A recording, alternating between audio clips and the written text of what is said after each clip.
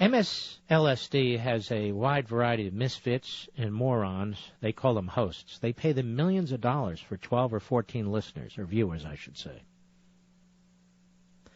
And last night on MSLSD, I don't watch it, but we do get this information, hat tip to Breitbart. We have Matthews, who is really stunned at Sarah Palin.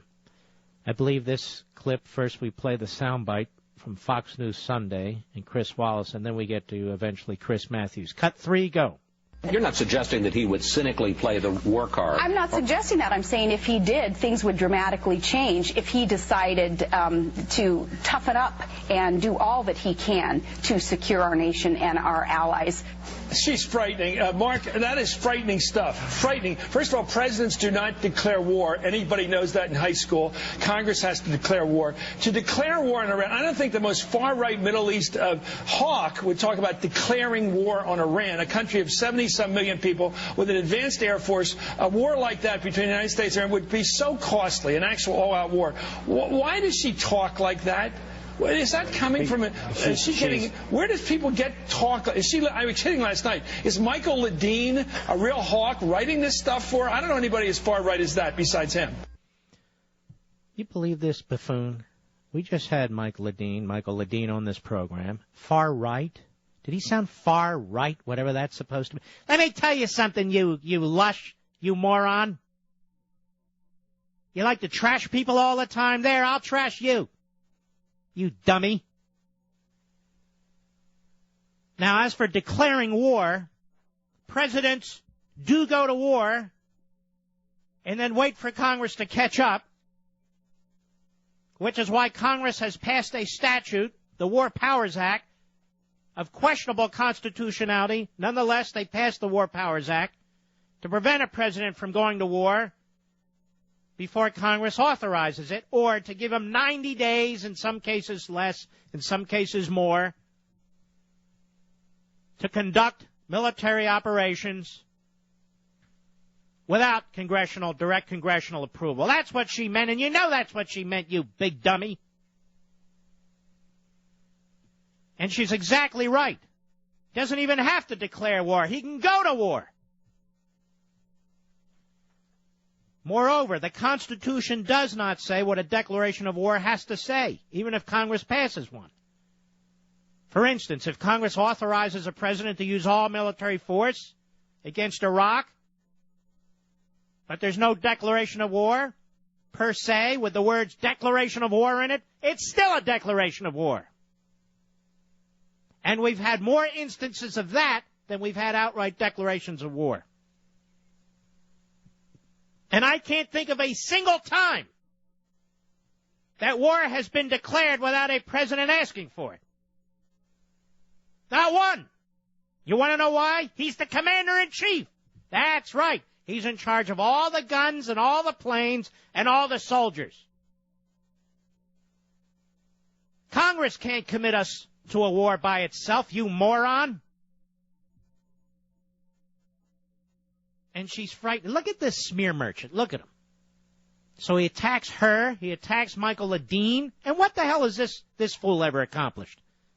What has he ever accomplished? He worked for two pathetic losers, Tip O'Neill and Jimmy Carter.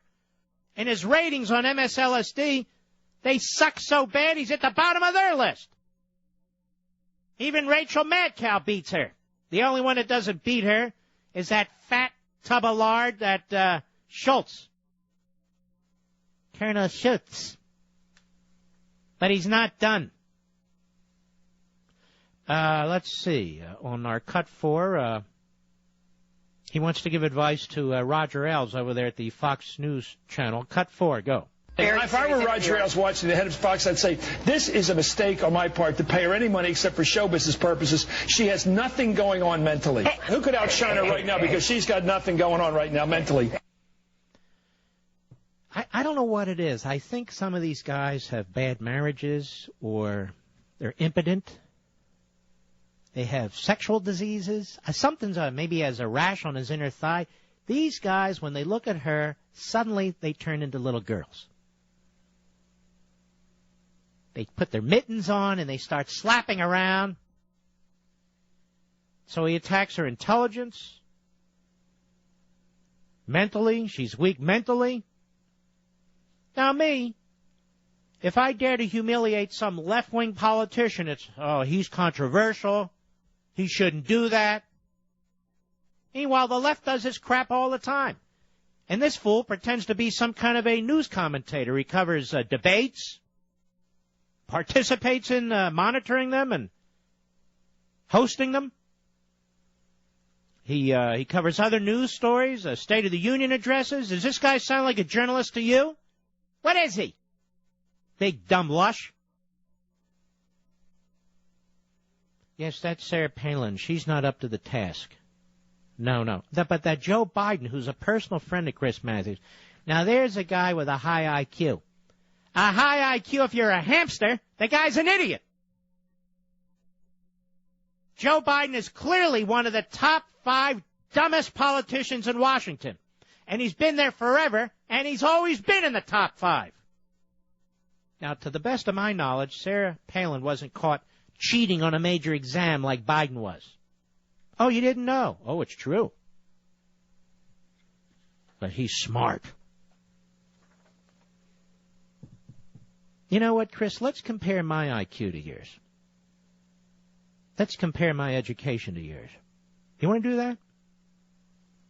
I'm sick and tired of you lowbrow left-wing hacks who think you're smarter than everybody else. You want to test it? What were you doing when you were 22? Throwing up on your sneakers? I graduated law school. Oh, that's right. And tell me, where did you graduate college? What?